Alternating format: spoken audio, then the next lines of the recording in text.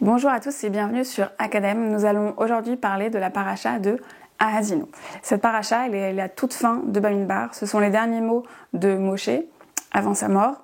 Et c'est aussi la paracha qui est lue généralement lors de Shabbat Shuvah, le Shabbat qui précède donc Kippour. Dans cette paracha, Moshe va exhorter le peuple juif avant son entrée en Israël, puisqu'on sait que Moshe, lui, ne pourra pas les suivre.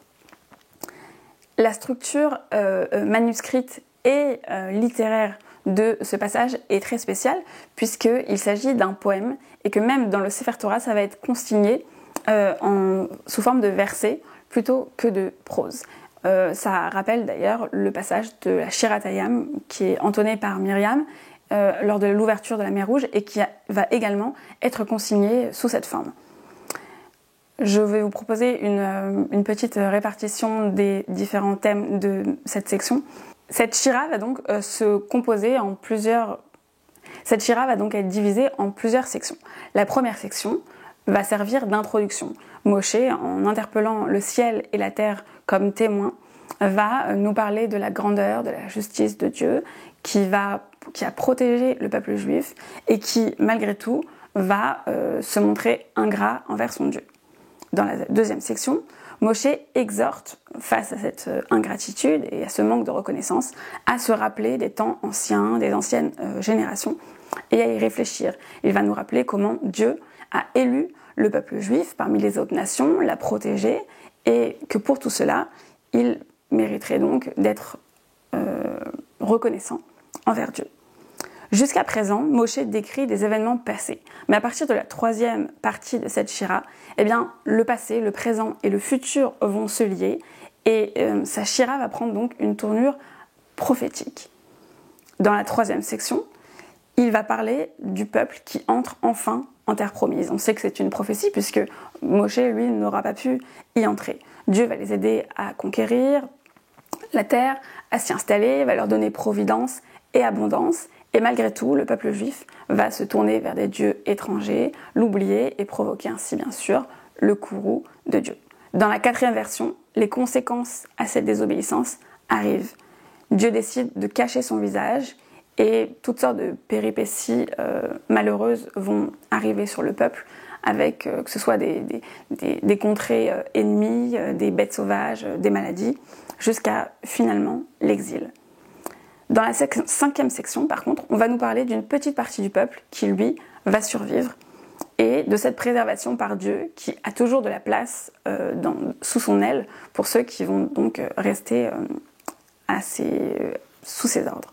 Et enfin, dans la sixième section, on va nous parler du sauvetage final d'Israël.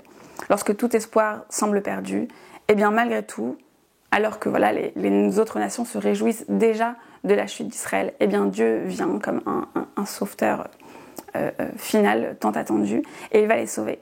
Mais il va nous être précisé que cette survie, cette rédemption, eh bien, elle est faite par Dieu pour lui, pour son nom, parce que les autres nations ont cru que la défaite du peuple juif était une preuve finalement que Dieu n'existait pas.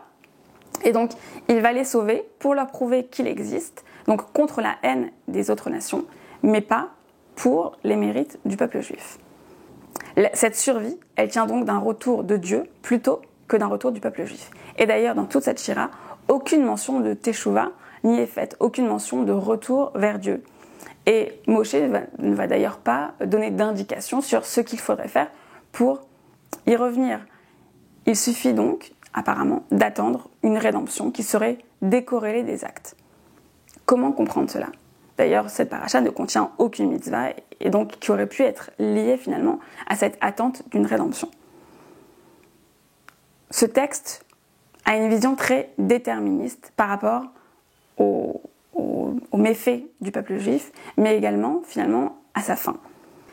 Cette vision déterministe, on pourrait la croire fruit d'une analyse sobre mais désabusée d'un dirigeant expérimenté, Moshe, qui va montrer d'ailleurs pendant ces 40 ans dans le désert de plus en plus d'impatience et de frustration face à ce peuple. Or, cette shira, en fait, c'est une prédiction divine explicitement, puisque elle lui a été dite lors de la paracha précédente, par Dieu qui ordonne à Moshe de faire cette Shira, de donner cette Torah, ce qu'il appelle, au peuple juif.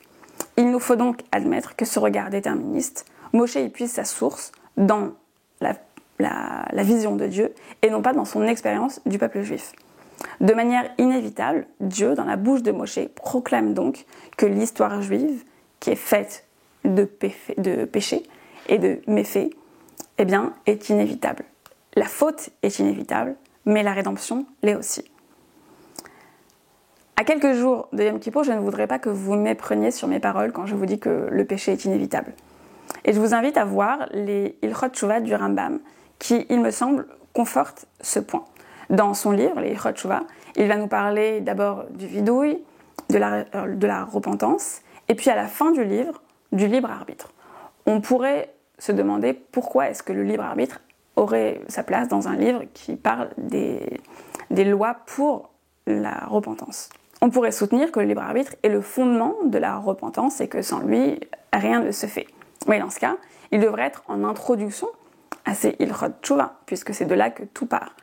Non, il me semble qu'en le mettant à la fin de son livre, le Rambam nous indique que repentance et libre arbitre sont finalement synonymes. L'hypothèse selon laquelle une personne aurait toujours le libre arbitre serait bien trop naïve, optimiste et finalement humaine. Dans cette Shira, c'est Dieu qui nous le dit. Le péché est inévitable. Mais il nous dit aussi autre chose. Il nous dit que notre héritage spirituel et divin avec lui est tout aussi déterminé que notre tendance à fauter. Rien ne pourra jamais nous écarter de son héritage. Et c'est ce qu'on voit d'ailleurs dans cette Shira, où on va voir le peuple juif essayer de se dépêtrer de ce lien sans pouvoir finalement y arriver. Si notre chute est déterminée, notre rédemption l'est aussi. Nous avons déjà la fin de notre histoire, c'est une histoire finie. Et avec cette perspective, j'aimerais revenir sur la forme inhabituelle de la Shira et relire Haazinu, dont on sait que la forme textuelle est très différente du reste de la Torah, comme un conte. Un conte intemporel, imagé, puissant, dans lequel on retrouve d'ailleurs toutes ces étapes fondamentales, une situation initiale, un événement perturbateur, des péripéties, un heureux dénouement et une situation finale. Ils vécurent heureux avec Dieu et eurent beaucoup d'enfants. On pourrait citer Bruno Bettelheim qui a beaucoup travaillé sur les caractéristiques des contes. D'après lui, les contes ont la faculté de poser des problèmes existentiels en termes brefs et précis. Le conte nous permet d'affronter ces problèmes sous leur forme la plus essentielle, la plus simple, alors qu'une intrigue plus élaborée nous aurait compliqué les choses. Le conte simplifie toutes les situations, et ici, c'est que le péché est inévitable, mais la rédemption aussi. Grâce au conte, on sait que l'enfant va pouvoir se familiariser avec son inconscient, et en s'appropriant tout ce qu'il y a de terrifiant, que ce soit ses cauchemars ou ses fantasmes, il va aussi apprendre indubitablement qu'un jour, malgré tout, des puissances bienveillantes viendront le sauver. En tant qu'adulte, par contre, l'effet du conte de fées n'est plus le même.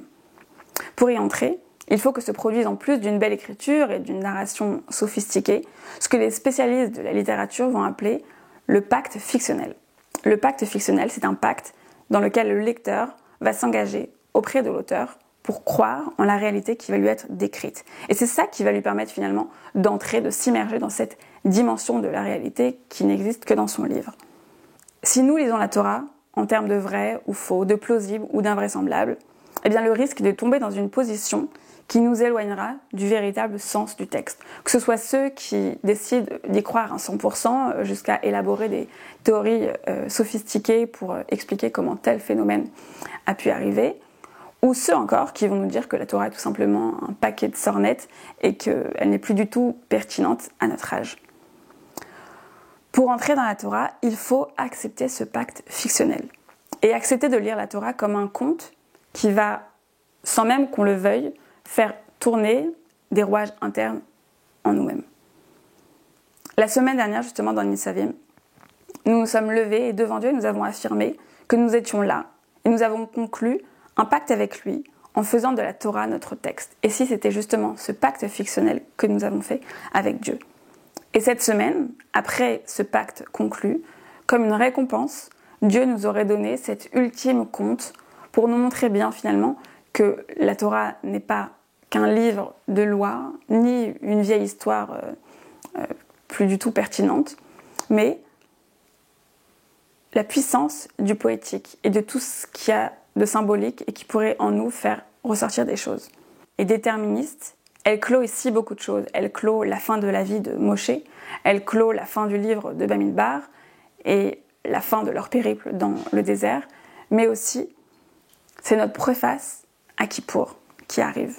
Et justement avant Kippour, qui croisons-nous si ce n'est le shofar, ce son déterminé, mais silencieux et sans mots finalement, qui va nous inviter à ouvrir nos oreilles et notre cœur comme un enfant face à un conte. Shabbat Shalom.